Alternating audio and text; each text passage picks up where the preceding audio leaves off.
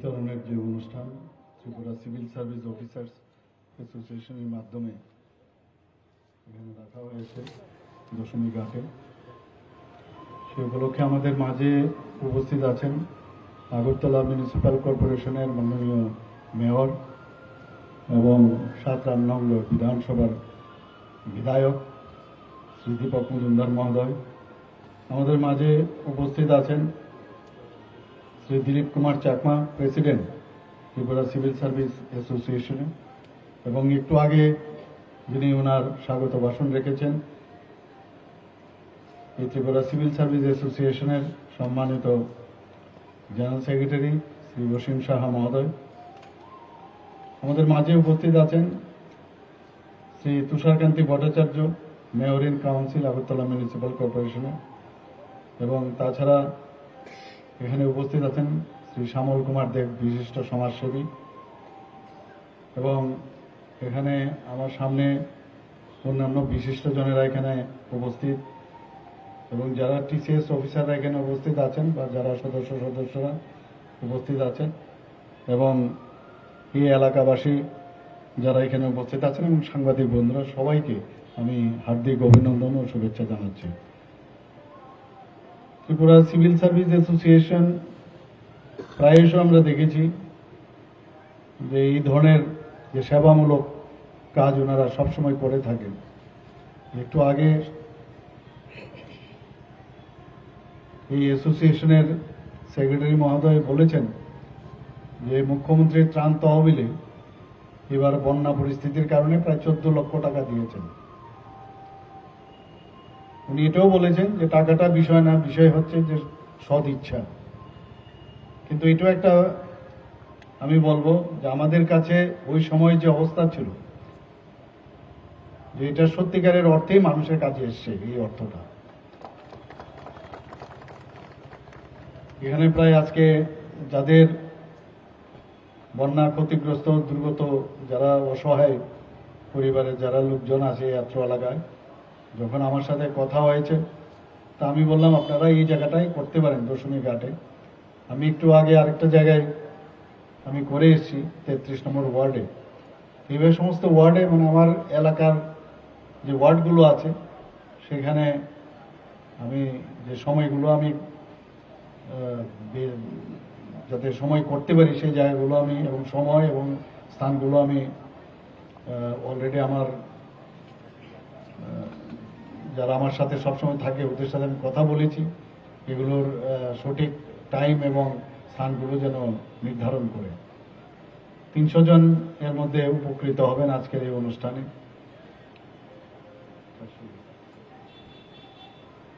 300 জনের সাথে আরো 100 প্রায় 400 জনের মতো আজকে এখানে উপকৃত হবেন। এর আগেও আমি দেখলাম যে অ্যাসোসিয়েশন প্রায়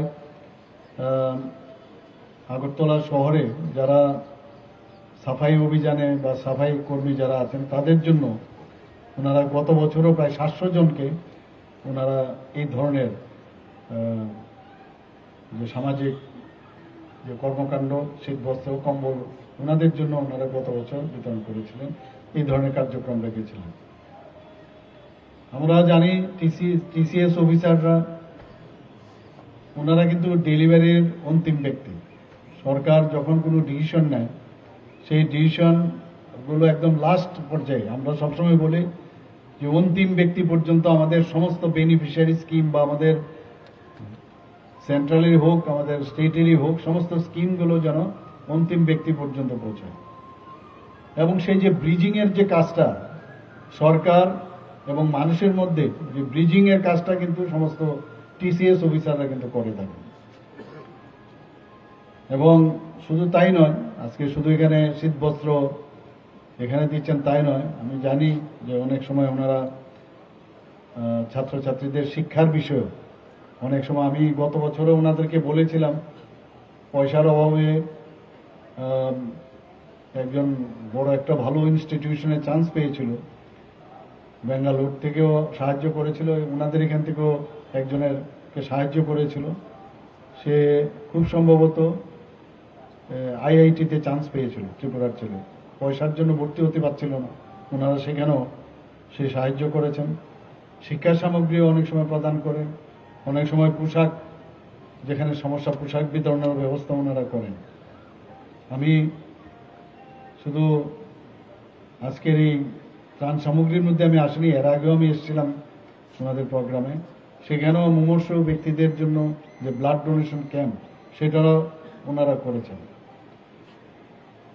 আমি টিসিএস অফিসারদের যে ভূমিকা সবসময় ওনারা বলেছেন যে আমার সাথে থাকবেন, আমার সাথে থাকার বিষয় না, বিষয় হচ্ছে যে সাধারণ মানুষের জন্য আমাদের কাজ করতে হবে, সেটা হচ্ছে সবচেয়ে বড় জিনিস। মানুষের সমস্যা আছে, অনেক সমস্যা, এবং সমস্যার কারণে আমাদের কিন্তু ওনারা ভোট দিয়ে জয়যুক্ত করেন। সংখ্যাধিক্যের কারণে আমরা এখানে মন্ত্রিসভা গঠন করি, কিন্তু দায়িত্ব কিন্তু আমাদের উপর বর্তায়। ওনাদের যে সমস্যা, সেই সমস্যা সমাধানের লক্ষ্যে আমরা বিভিন্ন পরিকল্পনা আমরা করি, কিন্তু সেটা কিন্তু আপনাদের এই অফিসারদের মাধ্যমে কিন্তু সেটা মানুষের কাছে যায়। এখন পর্যন্ত ত্রিপুরাতে আমরা যতগুলো কাজ আমরা করে যাচ্ছি, বিভিন্ন পরিকল্পনা আমরা নিচ্ছি, 100% আমি বলবো সেগুলো স্যাচুরেশন পয়েন্ট আসছে। আপনারা দেখেছেন যখন আমাদের এবারের যে বন্যা পরিস্থিতি ছিল, মানে 600 mm এর উপরও বগাফার মধ্যে এই বৃষ্টিপাত হয়েছে। মানে কোথায় মানুষ কোন দিকে যাবে, কি করলে কি হবে, সেই জায়গায় মধ্যেও কিন্তু এই সরকার, মানে যারা এই অফিসাররা আছেন, কর্মচারীরা আছেন, সবাই মিলে তার মোকাবেলা কিন্তু আমরা করতে পেরেছি। এবং এর জন্য সারা ভারতবর্ষের মধ্যে মানুষ আমাদের এই যে প্রশংসনীয় যে কাজ আমরা করতে পেরেছি, এটা শুধু একার পক্ষে সম্ভব হয়নি, এটা আপনারা সবাই আছেন এবং আমাদের উপর মানুষের আস্থা আছে বলেই সেটা সম্ভব হয়েছে। সেই আস্থাটা হচ্ছে সবচেয়ে বড় জিনিস, যে সরকার আছে, এই সরকারের উপর বিশ্বাস আছে এবং সেইভাবে আপনারাও কিন্তু সেই কাজটা করেছেন। শুধু তাই নয়, যখন আমাদের G20 এখানে শুরু, আমরা প্রেসিডেন্সির মাননীয় প্রধানমন্ত্রীজি যখন প্রেসিডেন্সির ভার নিলেন, তো ত্রিপুরাকেও একটা অংশ এখানে দেওয়া হয়েছিল যে সায়েন্স 20। তো সেখানেও আমরা যেভাবে চ্যালেঞ্জ হিসাবে যেই কাজটা আমাদের সম্পূর্ণভাবে করতে হবে, সেখানেও কিন্তু দেশ বিদেশ থেকে বহু লোক এখানে এসেছিল, সেখানেও কিন্তু আমরা আপনাদের ভূমিকা আমরা দেখেছি, অর্থাৎ আমাদের সরকারের ভূমিকা আমরা দেখেছি। এবং সেখানে আমাদের ত্রিপুরার মানে সেখানেও আমরা প্রশংসা কুড়িয়েছি। সদ্য আমাদের 72nd যে এনইসির যে প্ল্যানারি সেশন হলো, মানে ত্রিপুরাতে আমি বলতে গেলে প্রথমে হয়েছিল, কিন্তু আমাদের যে হোম মিনিস্টার সাহেবের নেতৃত্বে এই ধরনের মানে বিশাল একটা আয়োজন এই প্রথম ত্রিপুরাতে আগরতলাতে হলো। সেটাও আমরা ভাবছিলাম কি করে সেটা সম্ভব হবে, এবং প্রতিনিয়ত মিটিং ইত্যাদি করে একদম পরিকল্পনার সাথে সাথে আপনারা কিন্তু এই কাজটা করেছেন এবং এত সাকসেস হয়েছে যেটা বলার অপেক্ষা রাখে না। সর্ব জায়গায় সমস্ত এখানে 8 জন গভর্নর এখানে ছিলেন এবং মুখ্যমন্ত্রী এবং মন্ত্রীরা ছিলেন, ওনারা বলছিলেন যে ত্রিপুরাতে আমরা চাই আগামী দিন যেন এখানেই হয়। তো এই যে আমরা আপনাদের কারণে সেটা সম্ভব হয়েছে এবং সাধারণ মানুষেরও একটা সমর্থন আছে বলেই সেটা সম্ভব হয়েছে।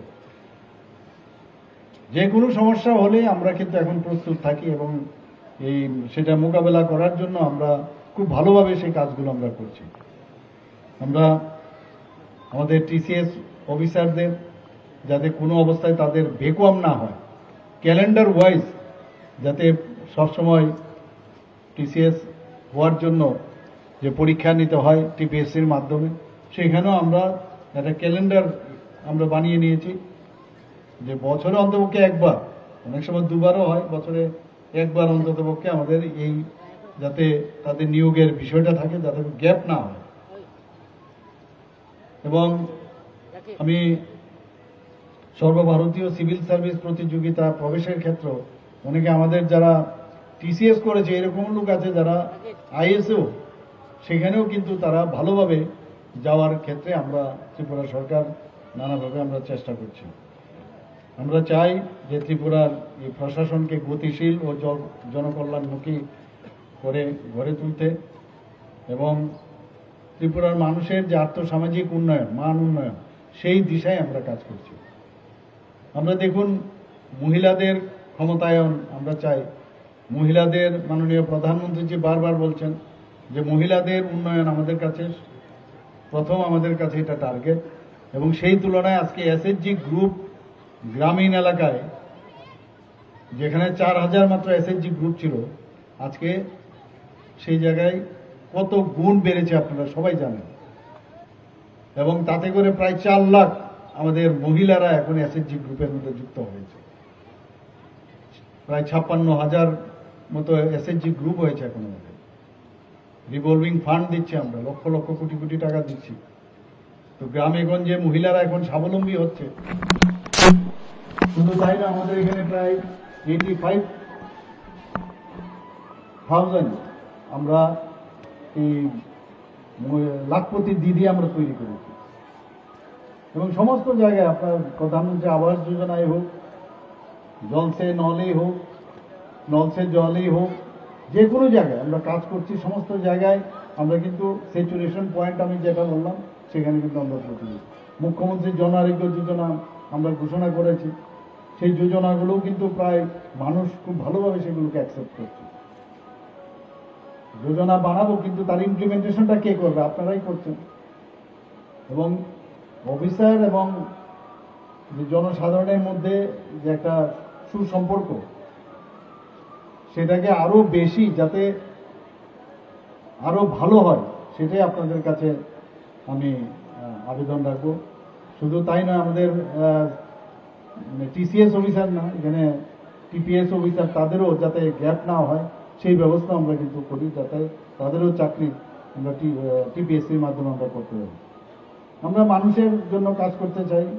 এবং এবার দেখেছেন আপনারা যে ব্রু রিয়াং শরণার্থীদের জন্য 500 কোটি টাকার প্রথমে একটা প্যাকেজ ঘোষণা করা হয়েছিল। প্রায় 23 বছর ধরে এতগুলো পরিবার এখানে, ওদের দুর্দশা অন্তর ছিল না। আমাদের যশস্বী গৃহমন্ত্রীজি নিজে এসেছেন।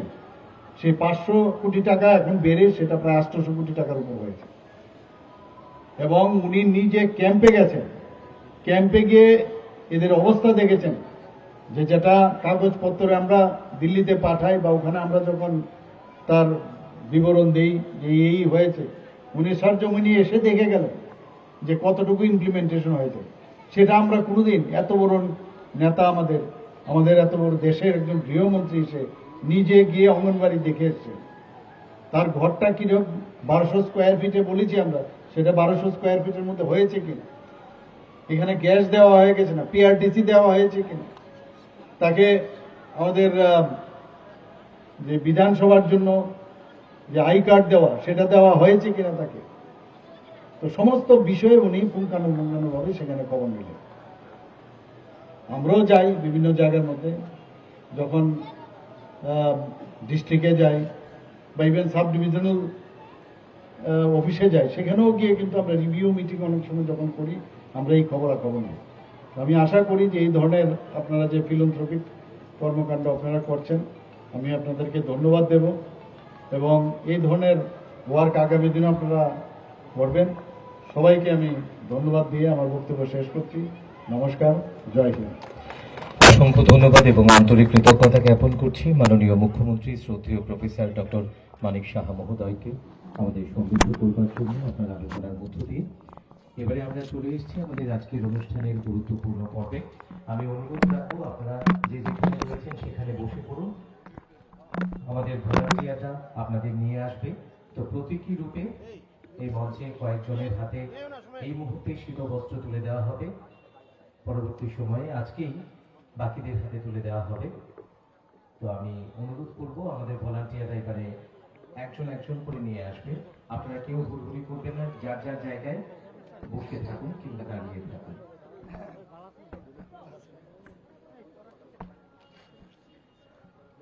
মাননীয় মুখ্যমন্ত্রী মহোদয় অন্যান্য অতিথিদের সঙ্গে নিয়ে এলাকাবাসীদের মধ্যে শীত বস্ত্র বিতরণ করবে এবং যারা আসবেন আপনাদের যে টোকেনটা দেওয়া হয়েছে সেটা হাতে নিয়ে আমাদের ভলান্টিয়াররাই তাদেরকে নিয়ে আসছেন।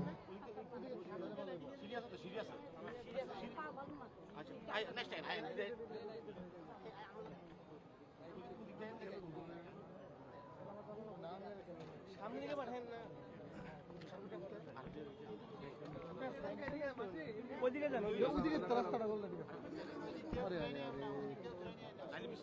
বিনম্র অনুরোধ রাখবো মাননীয় মুখ্যমন্ত্রী শ্রদ্ধেয় প্রফেসর ডক্টর মানিক সাহা মহোদয়ের কাছে এই শীত বস্ত্র তুলে দেবার জন্য হাতে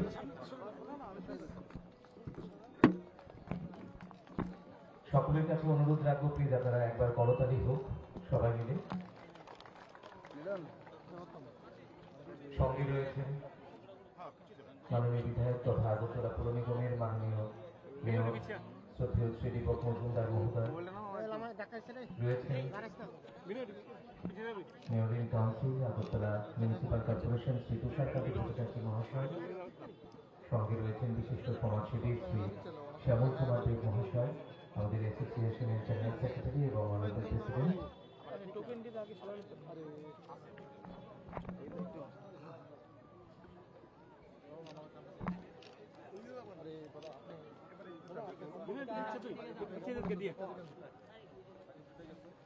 দাদা একটু ঘুরে ঘুরে ঘুরে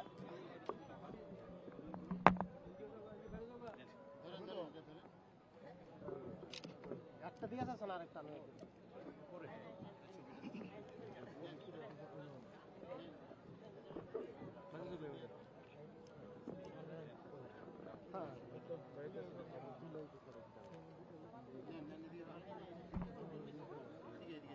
একটা দেওয়া শেষ হয়েছে না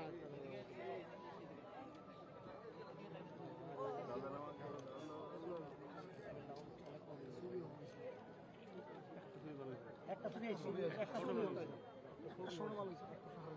আরে একটা ছবি হচ্ছে বেড়াজাল লাগালে একটা ছবি সামনে দিয়ে এটা দিয়ে ছোট ভালো হয়েছে স্যার জানা একটা ছবি হইতো একটা ছবি হইছে না স্যার একটা ইয়া লাগে না ছবি হইছে না দূর থেকে জিনিসটা ভালো হইতে পারবে কাছে হইছে না সবাই এটা দূর থেকে গেল একটা বড় করে গেল একটা দূর থেকে গেল হইবো একটা দেওয়ার পর আরেকটা লাগালে বিকে যাচ্ছে ছবিটা